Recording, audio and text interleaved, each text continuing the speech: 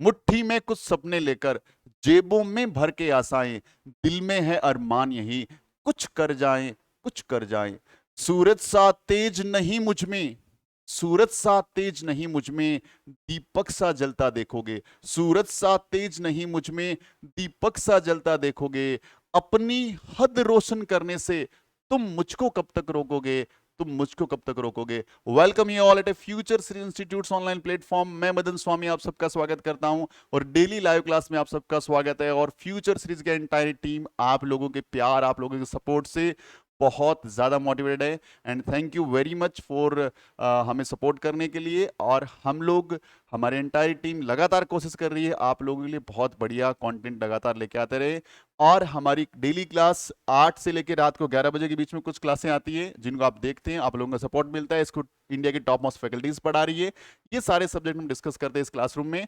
और अभी हम डिस्कस कर रहे हैं PYQ, previous year questions, RMS राष्ट्रीय मिलिट्री स्कूल के क्वेश्चंस हम उठा रहे हैं। अभी क्लास 9 का जो पेपर हुआ था 2020 में, उसके पेपर का डिस्कशन चल रहा है। पहली क्लास इसकी हो चुकी है, सेकंड क्लास की बात करेंगे। हमने कुछ क्वेश्चन डिस्कस कर लिए थे।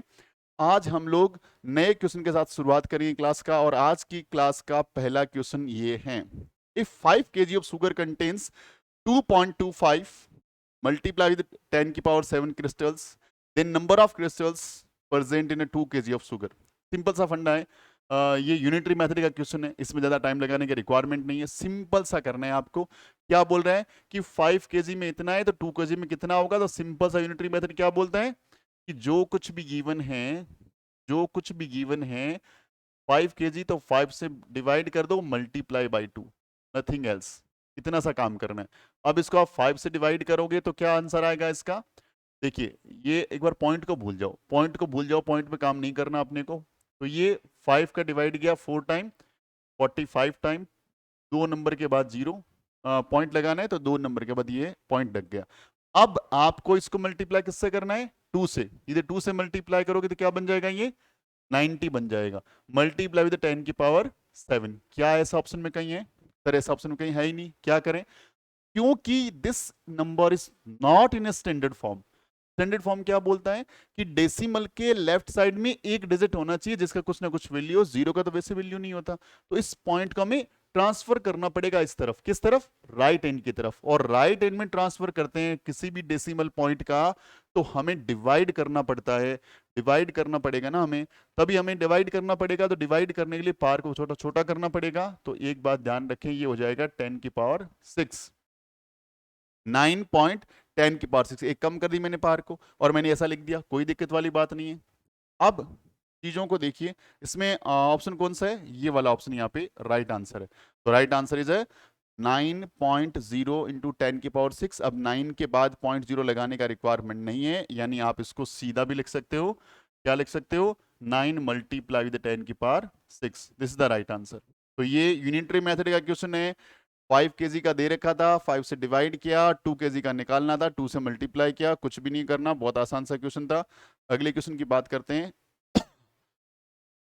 If FEV represent the face, edge and vertices respectively of a polyhedron, then which of the following is a Illour's formula। ये मैंने पिछली क्लास में बताया आपको कि Illour's formula क्या है, ये मैं आपको बता चुका था पिछली क्लास में कि F प्लस V ऐड करेंगे, 2 माइनस E माइनस करेंगे तो 2 आएगा, E माइनस करेंगे तो 2 आएगा। हर एक के लिए ये फॉर्मूला याद रखना। मैंने आपको बताया था F plus V minus 2 is equals to E बोला था मैंने आपको। और यहाँ पे इसने E को यहाँ भेज दिया, 2 को यहाँ लिया है, तो क्या बन गया, F plus V minus E is equals to क्या हो गया, 2। ये फॉर्मूला, ये मैंने पिछले क्लास में बताया था आपको, और ये इस क्लास के इस फॉर्मूले के अंदर, इस फॉर्मूले से क्वेश्चन यहाँ पे आ गया। तो इल्यूर फॉर्मूला ये होता है और इसको रीकास्ट किया गया, रीअरेंज किया गया इसी ढंग से। चलिए अगले क्वेश्चन की बात करते हैं हम लोग। हमें निकालना है क्यूब रूट। पहला तो क्यूब रूट निकालना है हमें किसका, -2744 इसका cube root, divide by cube root निकालना है आपको 0.008 का क्यूब रूट। अब आपको पता होना चाहिए क्यूब रूट कैसे निकलता है। देखिए, माइनस वाले का क्यूब रूट हमेशा माइनस में आएगा, पहली बात तो माइनस आएगा 100%। दूसरी चीज 2744, देखिए मुझे 10 का तो क्यूब याद है, 10 का क्यूब होता है 1000। मुझे 11 का भी याद है 1331। अब आगे चीजें याद नहीं होती भाई, 12 का 1278 होता है, जल्दी से याद नहीं होता। फिर 13 का क्या है, 14 का क्या है। तो आपके लास्ट वाले नंबर को पकड़ लो, आपके लास्ट वाले नंबर को पकड़ लो कि लास्ट वाला नंबर क्या है, लास्ट वाला नंबर क्या है। तो लास्ट वाला नंबर है 4, तो 4 का बाद देखिए 1 का क्यूब 1, 2 का क्यूब 8, 3 का क्यूब 27, 4 का क्यूब 4 का क्यूब सर 64। तो 4 लास्ट में एक बार ही आता है हमेशा, हमेशा 4 एक बार ही आएगा। और यहाँ लास्ट में डिजिट तो 4 रहेगा, यहाँ पे 1 रहेगा, तो आंसर आ गया 14। आंसर आ गया 14। याद रखना क्यूब रूट, जब मैं क्यूब एंड क्यूब रूट कराऊंगा तो बहुत सारे कॉन्सेप्ट बताऊंगा। ये आंसर आ गया -14। और 8 का क्यूब रूट होता है 2। और यदि पॉइंट के बाद यहाँ पे 3, पॉइंट के बाद 3 डिजिट है, तो क्यूब रूट होने के बाद पॉइंट के बाद एक डिजिट आएगा, ये एक डिजिट आएगा। अब पॉइंट हटेगा, ये पॉइंट हटाएंगे, ऊपर में क्या आएगा 10 आएगा, इसको इससे कैंसिल कर दो 5, और 5 को 14 से मल्टीप्लाई किया 70, आंसर कम्स माइनस का 70। तो राइट आंसर इज ए इसका क्या हो गया राइट आंसर। तो बहुत आसान से इस क्वेश्चन को, आसानी से हमने क्वेश्चन को बना लिया, बहुत ही आसान सा इजी सा क्वेश्चन था ये। अगले क्वेश्चन की बात करते हैं। The height of cylinder whose radius is 7 centimeter and total surface area of 968 centimetre square. देखिए सिलेंडर क्या होता है, इस तरह का फिगर जो होता है वो सिलेंडर होता है। इस तरह का फिगर क्या होता है, सिलेंडर होता है। हाइट दे रखा है दैट इज 7 सेंटीमीटर, और आपको निकालना क्या है कि हाइट दे रखा है आपको, टोटल सरफेस एरिया दे रखा है, आपको निकालना क्या है, हाइट निकालना है, सॉरी रेडियस 7 सेंटीमीटर दे रखा है, हाइट अपने को निकालना है। और radius is 7 centimetre, radius given है दैट इज 7 सेंटीमीटर। और क्या दे रखा है TSA, टोटल सरफेस एरिया क्या दे रखा है 968, 968। बहुत आसानी से इस क्वेश्चन को कर सकते हैं। हमें TSA का फॉर्मूला पता होना चाहिए, फॉर्मूला होता है 2πr ब्रैकेट में h plus r. This is the formula 968। ये बहुत आसानी से हम इस क्वेश्चन को बना सकते हैं। अब 2 की जगह 2 रखना है, पाई की जगह 22/7 रखना है, आर की जगह 7 रखना है, एच मुझे निकालना है, आर की जगह 7 रखना है। 968 इसका कैलकुलेशन। 7 से 7 कैंसिल हो गया, ये 2 से कैंसिल हो सकता है, 2 से कैंसिल कर दो पहले। ये कितनी बार जाएगा 4 बार, ये कितनी बार जाएगा 8 बार, और ये कितनी बार जाएगा 4 बार। 22 का टेबल आपको आना चाहिए कि 22 का स्क्वायर होता है 484, तो आंसर आ गया यहाँ पे 22। अब h plus 7 is equals to 22, 7 को यहाँ भेज दो, h equals to 22 minus 7, h का वैल्यू आ गया 15। h का वैल्यू कितना आ गया 15, तो राइट आंसर इज 15। तो इस ढंग से आप ये निकाल सकते हो। आपको TSA का फॉर्मूला अच्छे से पता होना चाहिए, 2πr ब्रैकेट में h प्लस आर। यदि आपको पता है तो कैलकुलेशन बहुत ही आसान है। ध्यान रखना जितनी भी कैलकुलेशन लगभग होती है सब हमेशा क्या होता है डिविजिबल टाइप की होती है, और कैलकुलेशन को बहुत जल्दी आप बना सकते हो। अगले क्वेश्चन की बात करते हैं हम लोग। ये आपका एक्सपोनेंट पावर का क्वेश्चन है, बहुत ही आसान सा क्वेश्चन है। क्या दे रखा है -3 की power m plus 1 multiply with -3 की पावर 5 इज इक्वल्स टू -3 की पावर 7। 2-3 रूल्स आपको यहाँ लगाने छोटे छोटे। When base are same and powers are different, base समान हो पावर अलग अलग हो तो base remain same, base remain same and power will be added is equals to -3 का पावर 7। यदि बेस इक्वल है तो पावर दोनों की क्या हो जाएगी ऐड हो जाएगी, कोई दिक्कत नहीं है। अब ये बात याद रखें कि यहाँ पे लिखा हुआ है 2 और यहाँ पे लिखा हुआ है 2, ये इक्वल्स टू के रूल को फॉलो करता है, क्योंकि ये 2 है तो ये भी 2 है। अब इन दोनों की पावर क्या है 1 है। अब यदि मैं बेस को हटा दूं यहाँ से, बेस को हटा दूं यहाँ से, तो 1 इक्वल्स टू 1 होता है, ये बात सच है। अब यदि मैं 4 इक्वल्स टू 4 लिखूं तो क्या लिख सकता हूँ 2 की पावर 2, 2 की पावर 2। यानी बेस कॉमन होगा तो पावर को कॉमन होना ही पड़ेगा, ये फंडा है, ये रूल है, ये ध्यान रखना है चीज को। तो यहाँ पे भी देखिए बेस कॉमन है, बेस कॉमन है तो पावर सेम होगा, तो इसका मतलब हो गया m 5 प्लस 1 हो गया 6 इज इक्वल्स टू 7। 6 को यहाँ भेज दो, m का वैल्यू आ गया 1, m का वैल्यू कितना आ गया 1। Right answer is C. बहुत आसान सा क्वेश्चन, एक्सपोनेंट पावर से क्वेश्चन था, बहुत इजीली हम लोगों ने इसको बना लिया। अगले क्वेश्चन की बात करते हैं, next question. The area of trapezium it is 480 centimeter. The distance between the two parallel sides are this. One parallel side given है, other parallel side निकालनी है। तो आपको पहले तो ट्रेपेजियम पता होना चाहिए कि ट्रेपेजियम ऐसा होता है, ट्रेपेजियम ऐसा होता है। One pair of side parallel है, ये साइड दोनों पैरेलल है और ये दोनों है नॉन पैरेलल साइड्स। अब आपको दे रखा है एरिया, एरिया दे रखा है 480, एरिया दे रखा है 480 सेंटीमीटर स्क्वायर। दूसरा क्या दे रखा है, distance between two parallel side, या जनरली यहाँ पे कई बार हाइट वर्ड भी यूज होता है, क्योंकि इस वर्टेक्स से यदि ये एकदम परपेंडिकुलर को इसको बोलते हैं distance between two parallel side, तो ये वाले को हाइट भी बोल सकता हूं। ये गिवन है 15 सेंटीमीटर, ये गिवन है 15 सेंटीमीटर, और दोनों में से एक पैरेलल साइड सपोज आपको गिवन है 20, ये साइड कितना गिवन है 20 सेंटीमीटर, और ये वाला साइड सपोज आपको निकालना है। तो कैलकुलेशन करना है, बहुत ही आसान सा क्वेश्चन है। इसका एरिया का फॉर्मूला पता होना चाहिए। एरिया का फॉर्मूला होता है 1/2 sum of parallel side, sum of parallel side multiply with height या multiply with distance between two parallel side, दोनों एक ही बात है, बता चुका मैं आपको। तो यहाँ पे 1 एरिया, एरिया की जगह क्या रखूंगा मैं 480 रखूंगा, is equals to 1/2 sum of parallel side, एक पैरेलल साइड गिवन है, दूसरी वाली मुझे पता नहीं, इसको x ले लेते हैं। और हाइट कितना गिवन है, हाइट गिवन है मुझे 15, हाइट गिवन है मुझे 15।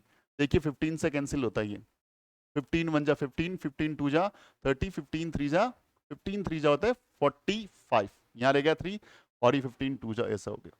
इसको यहाँ भेज दो, ये कितना हो गया 64 इज इक्वल्स टू 20 प्लस में x, इसको यहाँ भेजो, ये हो गया 44, यानी अदर जो साइड है दैट इज 44 सेंटीमीटर। तो बहुत आसानी से सिंपल क्वेश्चन फॉर्मूला लगाना है, कैलकुलेशन करना है, नथिंग एल्स। बहुत इजी क्वेश्चन आ रहे हैं, कोई भी कॉन्सेप्ट नहीं है, कुछ भी ज्यादा समझने वाली बात इसमें नहीं है। The product of this is a perfect cube, what is the smallest possible value of n। ये बोल रहे हैं कि 864 मल्टीप्लाई विद n, n क्या हो सकता है सबसे छोटा वैल्यू हमें इसको परफेक्ट क्यूब बनाने के लिए। तो हमें क्या करना पड़ेगा, चेक करना पड़ेगा कि ये खुद एक परफेक्ट क्यूब है या नहीं है, और चेक करने का तरीका इसका प्राइम फैक्टराइजेशन करना पड़ेगा, और कोई तरीका हमारे पास अवेलेबल नहीं है। 2 से डिवाइड करिए 4 आएगा, 3 आएगा, 2 आएगा, 2 से डिवाइड करिए यहाँ 2 आएगा, यहाँ पे 1 आएगा, यहाँ पे 6 आएगा। 2 से डिवाइड करिए यहाँ पे, तो 2 से डिवाइड करेंगे 1 आएगा, और यहाँ क्या आएगा, यहाँ पे क्या आएगा 16 का क्या होता है 8 होता है, सॉरी 2 से डिवाइड करिए 1 आएगा, यहाँ डिवाइड नहीं जा रहा, यहाँ पे 0 आएगा, यहाँ पे 8 आएगा, यहाँ 2 से डिवाइड करिए कितना आएगा 5 आएगा, फिर 4 आएगा, 2 से डिवाइड करिए 27 आएगा, फिर 3 से डिवाइड करिए 9 आएगा, फिर 3 से डिवाइड करिए 3 आएगा, फिर 3 से डिवाइड करिए 1 आएगा।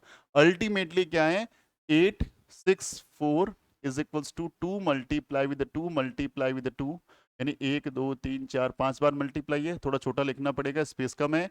864 इज इक्वल्स टू 1 2 3 4 और 5, और फिर 3 टाइम 3।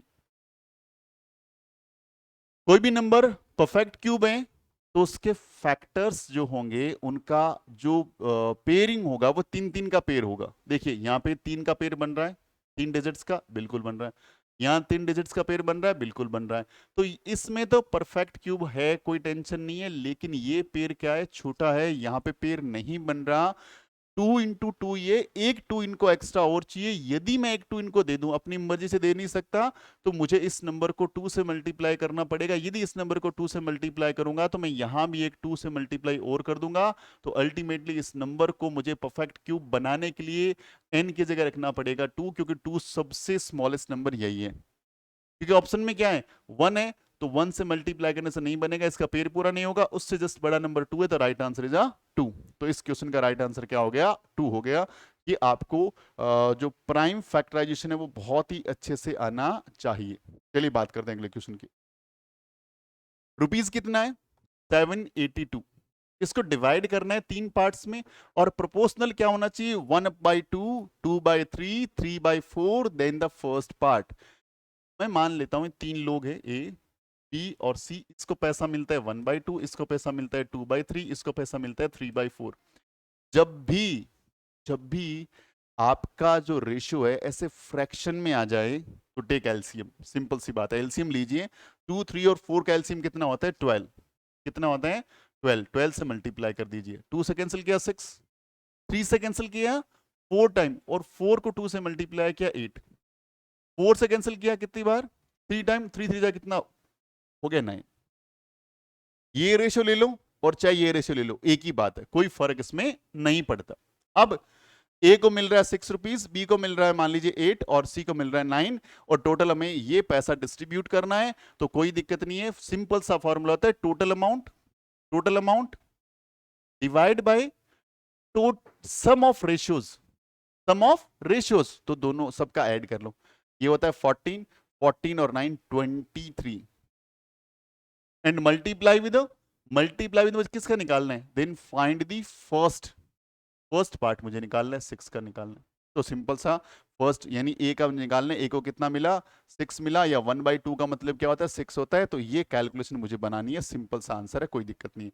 अब आपको 23 का टेबल आना चाहिए, 23 1 जा 23, 23 2 जा 46 और 23 2 जा 46, 23 3 जा, अब ये 23 का टेबल तो ये नहीं याद होता सर, तो 25 का टेबल याद होगा आपको, 25 1 जा 25, 2 कम करो 23 आ रहा है, बिल्कुल सही बात है, 23 2 जा नहीं आता, तो 25 2 जा 50, 4 कम कर दो इस बार, 25 जा 3, 25 जा 3 सर 75 होता है, तो यहां से 6 कम कर दो, तो 75 में से 6 कम किया 69, तो यहां पे 3 जाओगे 69, 3 टाइम चला गया, अब सर 69 था, अब 69 में से मैंने क्या माइनस कर दिया सर मैंने 78 में से 69 माइनस करना है, तो कितना बचेगा 9 बचेगा, सर ये हो गया 92।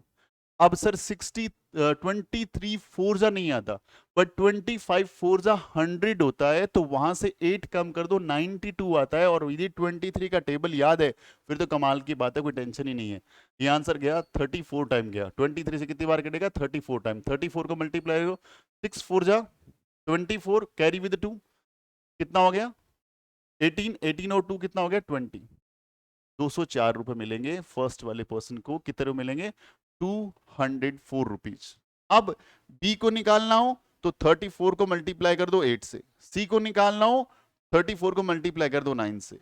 मेन कॉन्सेप्ट क्या समझना है, जब भी रेशियो के अंदर ऐसे फ्रैक्शन आ जाए तो आपको लेना है एलसीएम, और एलसीएम लेकर के बाद एक एग्जैक्ट रेशियो और निकालना है, देन कैलकुलेट करना है। बहुत ही आसान सा क्वेश्चन है, फॉर्मूला याद रखना है।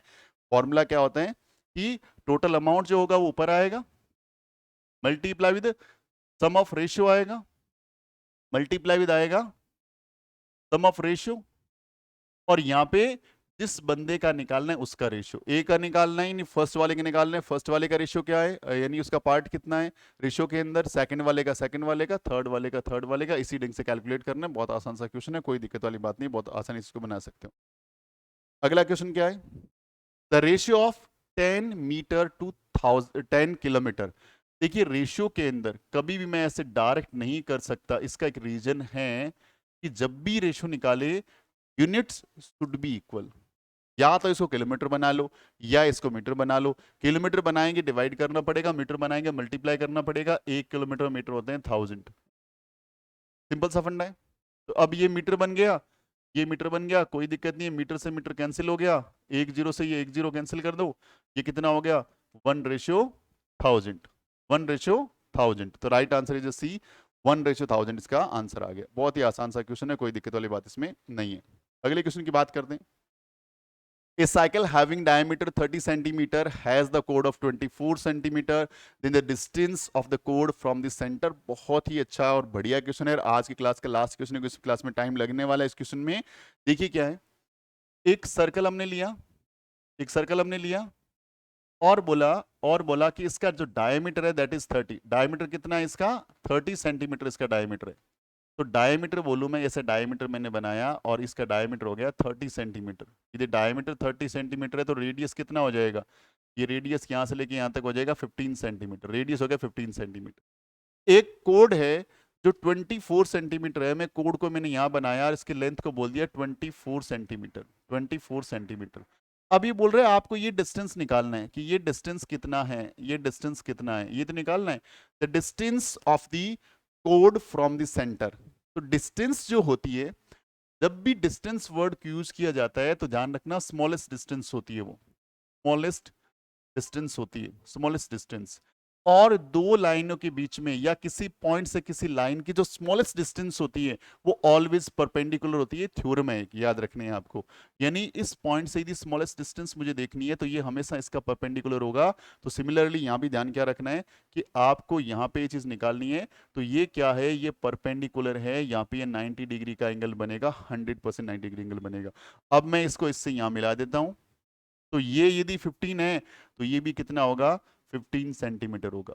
और ये एक थ्योरम ऐसा बोलती है कि यदि यहां से आप परपेंडिकुलर डालते हो तो वो कोड को दो इक्वल पार्ट्स में डिवाइड करता है, वो कोड्स को दो इक्वल पार्ट्स में डिवाइड करता है। ये थ्योरम आपको लर्न रखनी है कि आपको ये सर्कल दे रखा है, सर्कल के अंदर ये कोड दे रखा है, और यहां से आप परपेंडिकुलर ड्रॉ करोगे, ये परपेंडिकुलर ड्रॉ किया तो ये कोड्स को दो इक्वल पार्ट्स में डिवाइड कर देगा। नंबर वन बात ये याद रखनी है आप लोगों को। जैसे इक्वल पार्ट्स में डिवाइड करेगा ये 24 से क्या बन जाएगा, ये 12 बन जाएगा, ये 12 बन जाएगा, ये 12 बन जाएगा, ये 12 बन जाएगा, टोटल 24 थी। अब अब आपके सामने एक ट्राइंगल आ गया, और ट्राइंगल कैसा है, ये 15, ये 12 और ये निकालना है। अब पाइथागोरस थ्योरम क्या बोलती है वो आपको कैलकुलेट करना है। यानी h का square is equals to p का स्क्वायर प्लस b का square. h stands for hypotenuse, p stands for perpendicular और b स्टैंड्स फॉर बेस।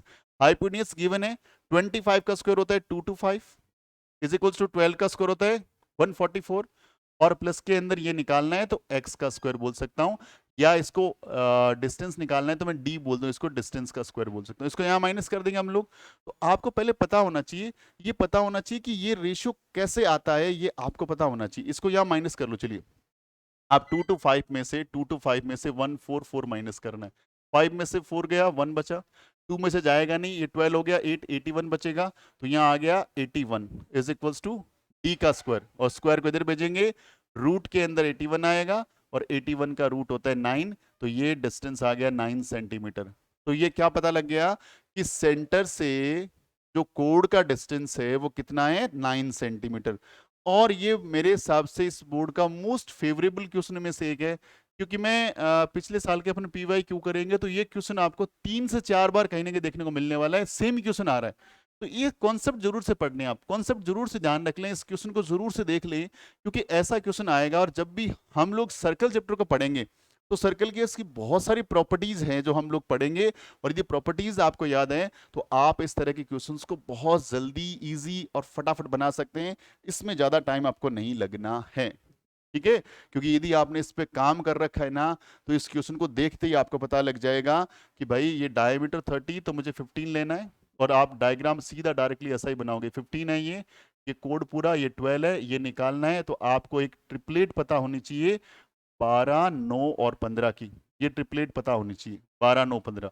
ये ट्रिपलेट यदि आपको पता है तो फिर कोई टेंशन ही नहीं है, ट्रिपलेट आपको पता है तो आप आराम से इस क्वेश्चन को बना सकते हैं। चलिए, आज के लिए इतना काफी है, अगली क्लास में मिलेंगे, तब तक अपना ख्याल रखें, खूब सारी पढ़ाई करें। सेम टाइम मिलते हैं हम लोग रोजाना, और वीडियो को लाइक शेयर कर दीजिए, अच्छा लगता है तो, और आप लोगों का सपोर्ट मिल रहा है उसके लिए thank you very much. And मिलते हैं अगली क्लास में, तब तक अपना ख्याल रखें, खूब सारी पढ़ाई करें। Wishing you very all the best and जय हिंद।